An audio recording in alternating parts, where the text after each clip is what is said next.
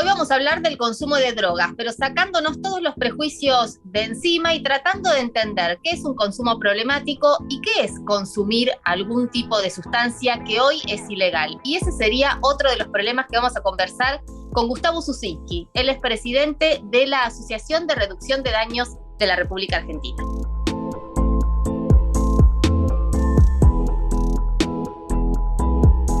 Gustavo, bienvenido al canal de la Universidad Nacional de La Plata. ¿Cómo estás? Muy bien, ¿cómo estás vos? ¿Cómo está la audiencia?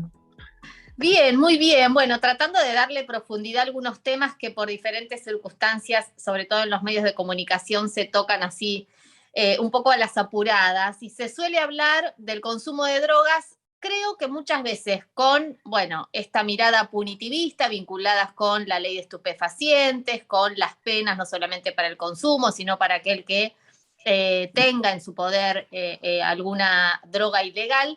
Pero por otro lado, para distinguir esto, Gustavo, de lo que es un consumo problemático de lo que es el consumo, ¿no? Bien, bueno, sí, es como vos decís, estos temas siempre se tocan en los momentos de crisis, nunca hay tiempo para discutirlos cuando la tranquilidad nos permite hacerlo, con los tiempos y con la tranquilidad necesaria para poder tratarlos adecuadamente, ¿no? Porque más allá de la espectacularidad que en determinadas circunstancias estos temas traen, es un tema que de todos los días, digo, vivimos en una sociedad de consumo, con lo cual, digamos, yo planteaba en un libro en 2006 ya esto, ¿no? Es una verdadera canallada plantear una cuestión de prohibir determinados consumos cuando hay toda una sociedad que nos impulsa a consumir permanentemente. Con lo cual, bueno, nada, me parece que es una excelente oportunidad para empezar a tratar estos temas en forma seria. Contanos, Gustavo, ¿qué es esto de la reducción de daños? Una política, si la puedo llamar de esa manera, o una estrategia que funciona en otras partes del mundo donde el consumo de algunas sustancias es legal. Sí, a ver, la reducción de daños como tal nace ya hace más de 100 años en Inglaterra. Esto tiene que ver con un tratamiento posible que le dio el comité, un comité de expertos que se armó por el problema que tenían con algunos usuarios de opiáceos en Inglaterra. Y lo que determina este tribunal, este comité, es que determinadas personas, para poder tener una vida normal, ponerle todas las comillas que quieras a ese normal, necesitaban continuar consumiendo alguna sustancia, en este caso opiáceos. Pasaron muchos años después en los cuales continuó básicamente la política abstencionista en el mundo, hasta llegado los años 80, que la pandemia anterior, la pandemia del VIH, vuelve a traer a la luz una forma distinta de entender las cuestiones desde el ámbito sanitario. ¿Sí? Entonces, lo que hasta ese momento se perseguía, que era directamente a todos los usuarios de drogas, o se perseguía o directamente ni se los tenía en cuenta para la sociedad de la época. Estamos hablando también en Inglaterra, en Liverpool, concretamente un pueblo de Liverpool, en el cual lo que se veía era que con la pandemia del VIH, cuando se empieza a investigar y se empiezan a descubrir cuáles eran las vías de transmisión del VIH, se descubre que el 60% de los usuarios de drogas habían contraído VIH por la vía endovenosa, ¿sí? Con lo cual, ahí lanza, fíjate vos, el gobierno liberal a ultranza de Margaret Thatcher, la dama de hierro se la llamaba. Digo, esto para los que dicen que esto es una cuestión de progresismos, digo, esto es una cuestión netamente pragmática, ¿no? En el cual, en plena presidencia de Margaret Thatcher, empieza a producir programas para aquellas personas que no podían o no querían dejar de consumir. Entonces, la reducción de daños en principio empieza como programas destinados a esta población en una forma pragmática de ocuparse de un tema que tenía que ver con reducir los daños ligados al consumo de drogas y no con ocuparse de las drogas. O sea, descentrar el tema de las drogas del eje de la escena. Ahora, Entonces se Gustavo, empezaron a ocupar con los primeros programas de intercambio de jeringas y este tipo de programas. Ahora, en este caso, digo, todo fue evolucionando, inclusive las drogas, ¿no?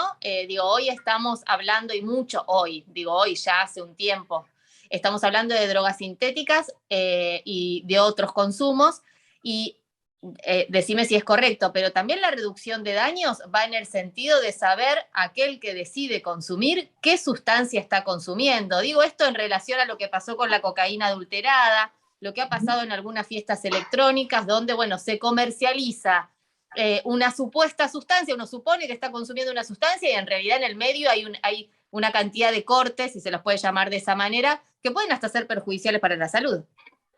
Sí, sí, tal cual, tal cual. Por eso yo empecé con este raconto histórico para ubicar un poco y llegar un poco a la actualidad, porque ha cambiado la reducción de daños de ofrecerse como programas a la actualidad, en el cual desde ARDA venimos planteando hace algún tiempo que la reducción de daños es un verdadero paradigma que se viene a oponer a una forma ya fracasada absolutamente, que es el abstencionismo-prohibicionismo.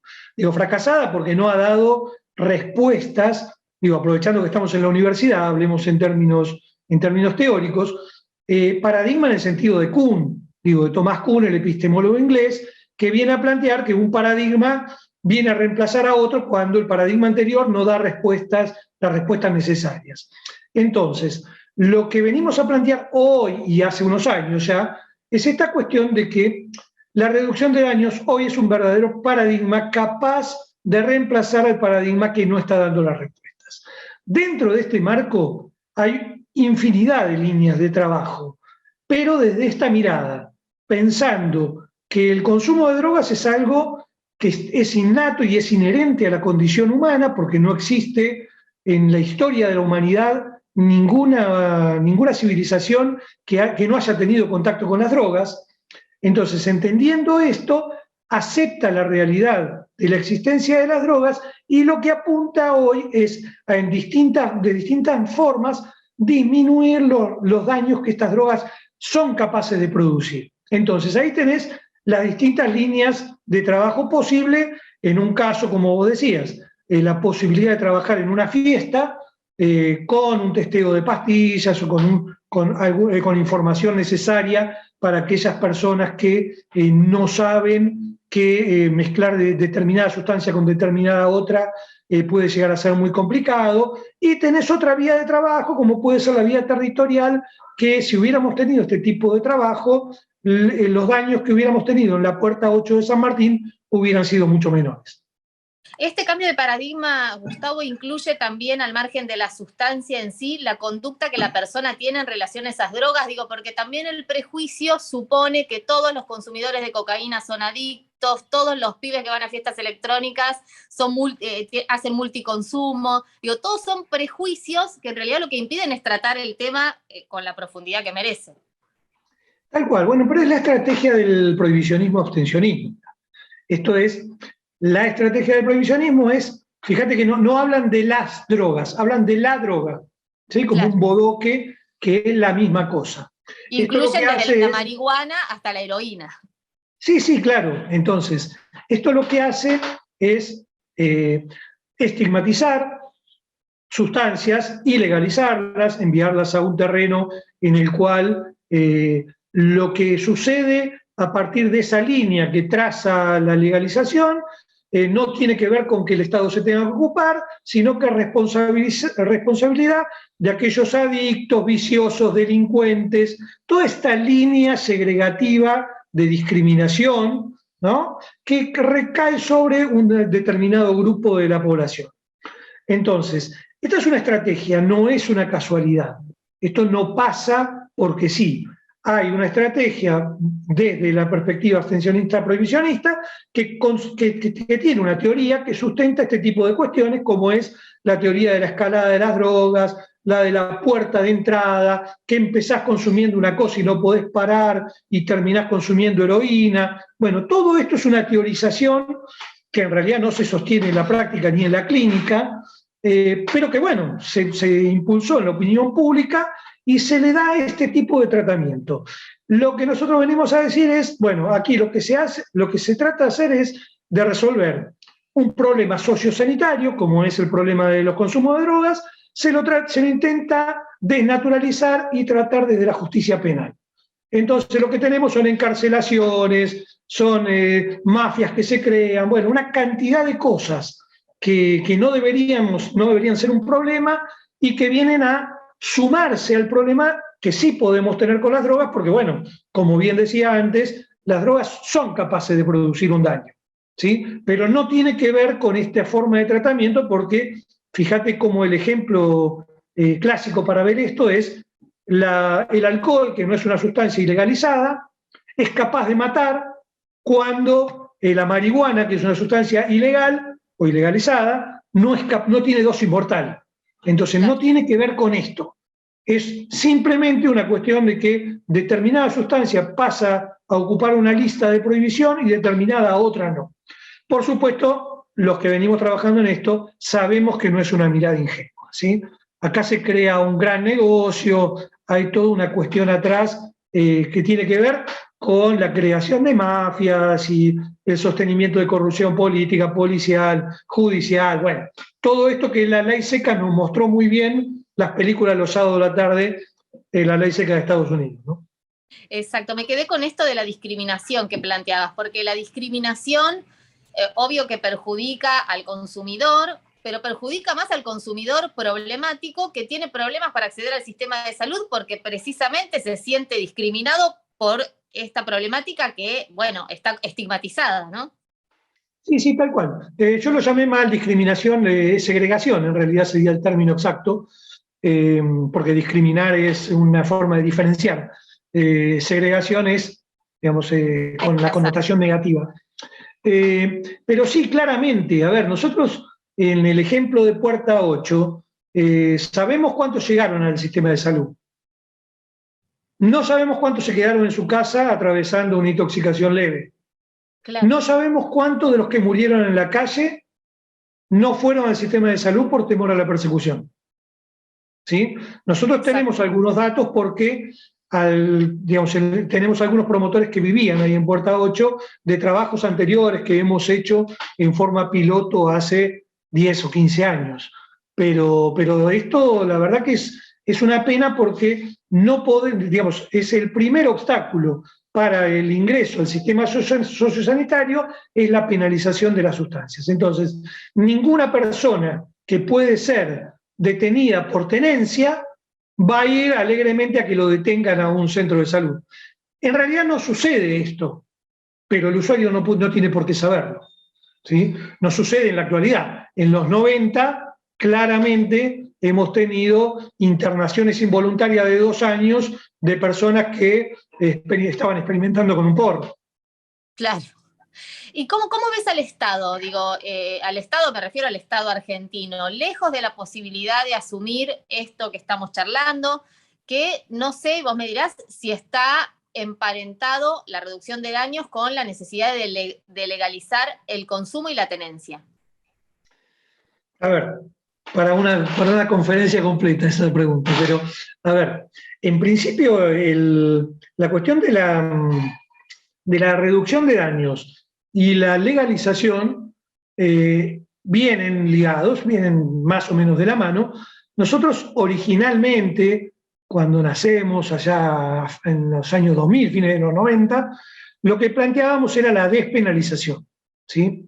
Quitar del fuero penal todas las cuestiones que tenían que ver con las figuras menores de la tenencia para consumo personal y las ventas al menudeo, porque este es otro problema. Hoy a la tarde, sin ir más lejos, vimos una condena exprés sobre la abuelita narco, ¿no? Que en realidad, seguramente, yo no indagué mucho en el tema, seguramente se trata de alguna persona que vive en algún barrio vulnerable, que vende drogas al menudeo para bancar una economía calamitosa que tiene con su jubilación. Que uno puede discutir o no si es la forma correcta, pero la verdad es que ponerle narcoabuela o narcojubilada a esto me parece que es un poco mucho, porque no encontramos nunca el narco nordelta, ¿sí? Claro. Y sabemos perfectamente bien que los hay. los bancos internacionales lavan el dinero del narcotráfico a escala global y es uno de los 5 pilares de sostenimiento del sistema capitalista en el mundo, el ingreso por el narcolavado. Exacto. Con lo cual, me parece un poco mucho. Ahora, lo que nosotros veníamos a plantear Ahora, te hacia hago un lo lejos, paréntesis. Sirve eso, me quedo con la narcoabuela, sirve para sostener el prejuicio, porque además es un barrio humilde, entonces ahí cierra, ¿no? El círculo. absolutamente. Las cárceles argentinas están llenas de usuarios, de pobres y de algunos otros sectores que tienen que ver con, por drogas o por otro tipo de causas que tienen que ver con delitos menores. ¿Sí? Esto es clarísimo, con delitos que tienen que ver básicamente con delitos contra la propiedad. ¿Sí? Entonces, bueno, es el lugar que se le da. Dentro de lo que tiene que ver con el mundo de las drogas y la 23737, no encontramos un lavador de dinero ni de casualidad, no encontramos un vendedor al mayorista ni de casualidad. No existe esto. Lo que existe son personas que o son arrestadas por consumo o por tráfico para bancar su propio consumo o para bancar una economía familiar que no se puede bancar de otra manera, o que por ahí está facilitada esta vía de rápido progreso en la escala social, digamos, ¿no? Como una salida posible para aquellos que no tienen otra posibilidad social de mejorar en esta escala.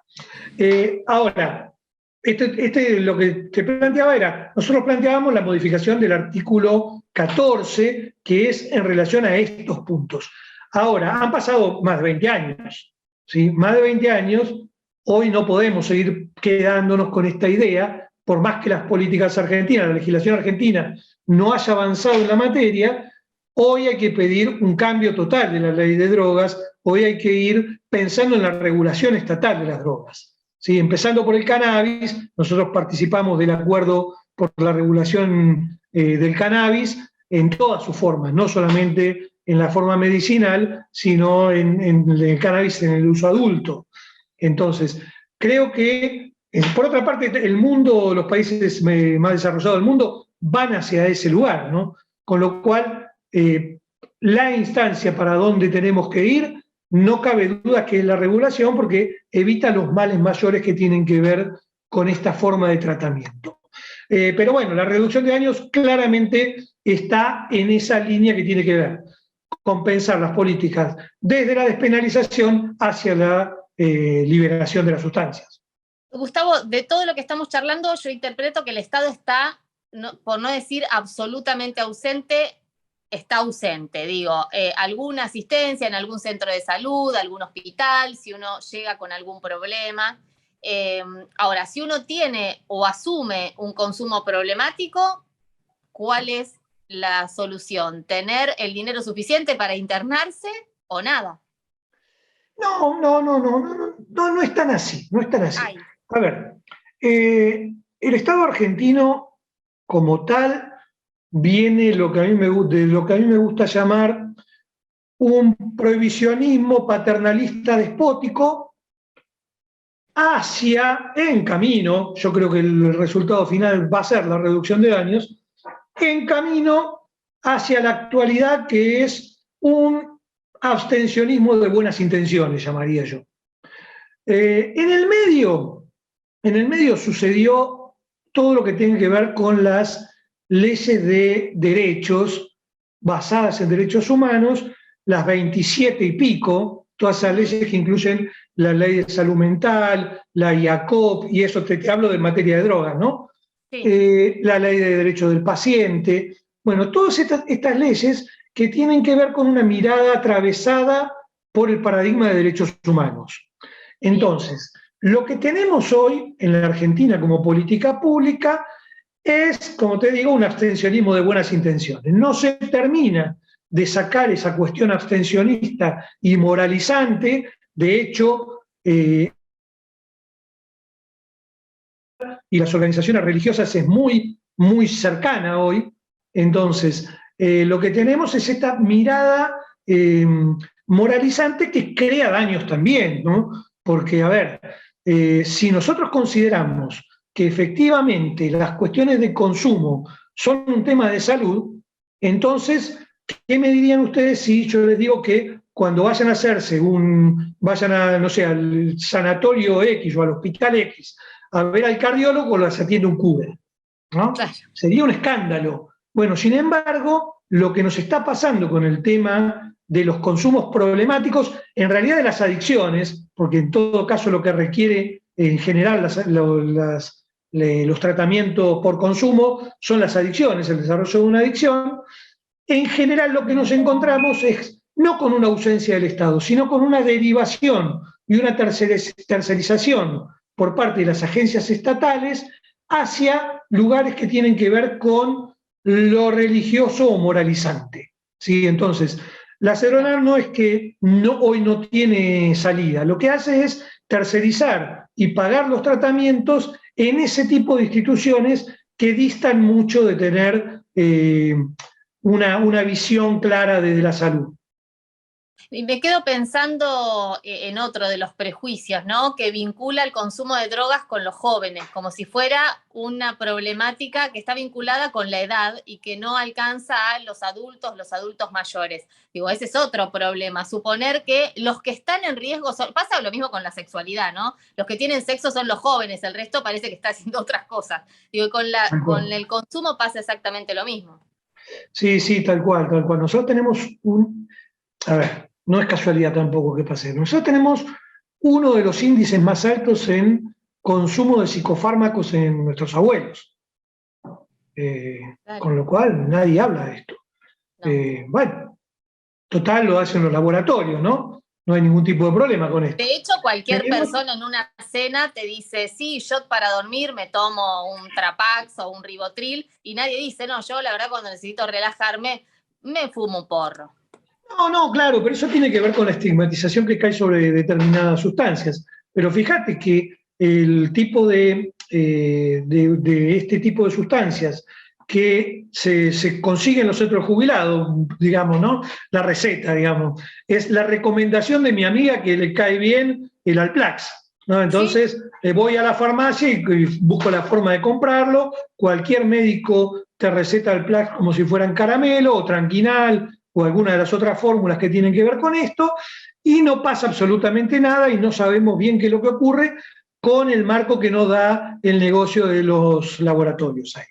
Pero a ver, sin ir más lejos, también en las sustancias ilegalizadas, hoy estamos en un mundo en el cual muchos padres, yo he tenido pacientes que vienen con sus hijos y los traen sus hijos con sustancias de consumo de cocaína, marihuana o las ilegalizadas, digamos. ¿Sí? Y son los hijos los que acercan a los padres que están con problemas de consumo. Claro. ¿Sí? Entonces, esto ya es una cuestión que se ha ido de lo que es la etapa juvenil.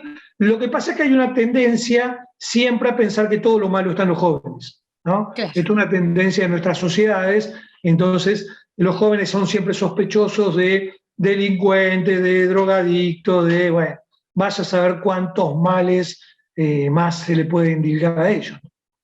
Volviendo al tema de lo que consumimos, ¿no? De no saber, bueno, obviamente tampoco si es una pastilla en un laboratorio, tampoco tenemos muy claro qué es lo que estamos consumiendo, pero bueno, uno supone que está la ANMAT detrás. No, claro, no. Nosotros sabemos que si consumimos clonazepam, es clonazepam. Si el clonazepam es el 0,5, tiene clonazepam el 0,5. Y no está mezclado con ninguna otra cosa más que no sean sustancias neutras. Eso es una ventaja en ese tipo de cosas. En las sustancias ilegales es a la buena de Dios. No, y además uno supone que hay un momento de la droga pura, pongámosle cocaína o éxtasis, pero bueno, pongámosle cocaína. Hay un momento donde la droga es pura. Ahora, en el medio hay un montón de intermediarios cuya necesidad de consumo se mezcla con el corte que se le incorpora esa droga para seguir consumiendo. Entonces ya ahí hay otra problemática, que es por cuántas manos los intermediarios hasta que finalmente llega a mis manos. Sí, absolutamente. Esto, a ver, cocaína de máxima pureza en Argentina no se consume, ¿sí? No, puede haber alguna cosa, pero no hay, no existe, se consumen en menos del 50% siempre. O sea que el 50% restante, por lo menos, son sustancias que no sabemos de qué se trata.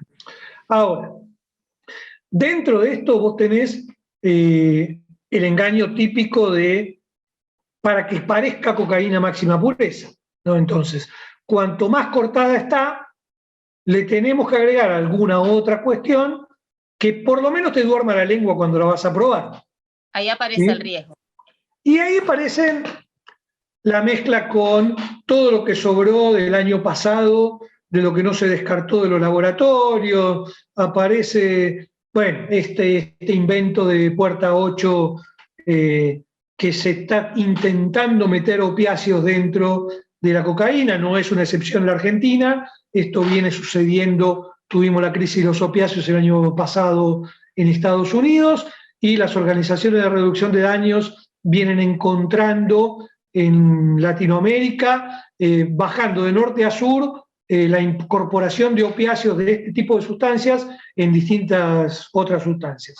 Con lo cual, esto no es una novedad, pero sí, lo que tenemos es que cuanto más bajamos en la posibilidad de pagar en dólares una sustancia cara, vamos a tener sustancias más cortadas. Con lo cual, hay cocaína para ricos y cocaína para pobres. Por supuesto, los pobres consumen siempre peor calidad que los ricos. Gustavo, seguiríamos hablando un rato larguísimo, nos vamos a volver a encontrar para seguir hablando de estos temas. Bueno, lo que hacen ustedes es muy interesante y bueno, nuestra idea es poder plantear, ¿no? Y plantear la discusión desde otro lugar. Te agradecemos muchísimo que hayas estado acá en el canal de la Universidad Nacional de La Plata y seguro nos vamos a volver a encontrar. Bueno, cuando quieran, siempre a disposición para los que quieran seguirnos, Arda Drogas en todas las redes sociales. Muchísimas gracias, Gustavo. A vos. Y nosotros nos volvemos a encontrar, como lo hacemos siempre, acá en Contame, en TVU, el canal de la Universidad Nacional de La Plata.